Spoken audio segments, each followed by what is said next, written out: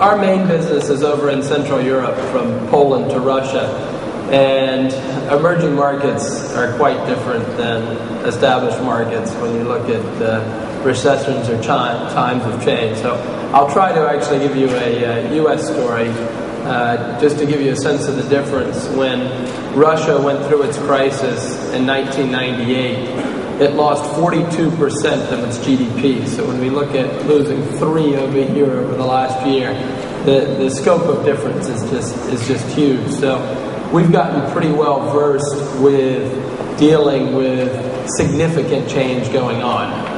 It's our business, we talk in sort of magnitudes. Ron referred to our goal to triple the size of the company in 3 years. So it's built into our culture. We have a very strong culture driven by a belief that anything is possible. So we speak about anything is possible quite frequently. But let me bring it back to the U.S. When the U.S. started going into crisis, the emerging markets were much slower coming into it. So you had a moment where there was really a arbitrage opportunity because the currency swings were pretty significant. The dollar weakened and the emerging market currencies were extremely strong. So we took an opportunity to invest into America, which was kind of an odd choice for us. Our investors hated it, by the way, which is a whole other discussion point. They really disliked us coming back and investing into America. But we took an opportunity to buy into the Applebee system. We bought 103 Applebees spread out across the United States, from Georgia all the way up to Oregon, so a pretty odd geographic mix. But within that 100 stores we bought, 30 of them were losing money. And so obviously you get paid to take those when you look at the multiple. And we set about, we've created something within our company because we've entered a lot of new markets. We're in 7 countries.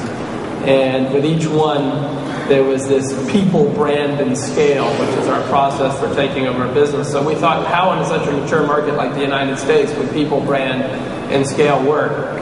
And so we decided to invest into the market with the most number of weak stores, which was Colorado, and we created this thing, as goes Colorado, goes our investment in the United States. And counter-cyclically to what's gone on in the U.S., we decided, we spent a year working on the people. I fired the top 3 people in the company and promoted someone else within the management team to be the CEO.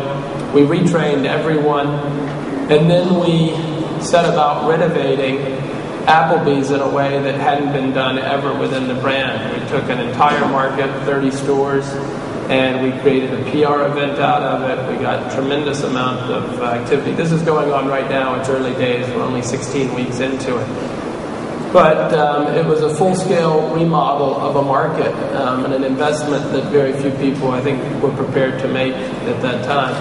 And the results have shocked us all. We are seeing double-digit, high double-digit, 25, 27, 18% unit volume same-store sales growth out of these stores. And I think it's because we didn't do them as one-offs, and we were willing to take a broader risk and sort of redefine the way the brand was taken in the neighborhood.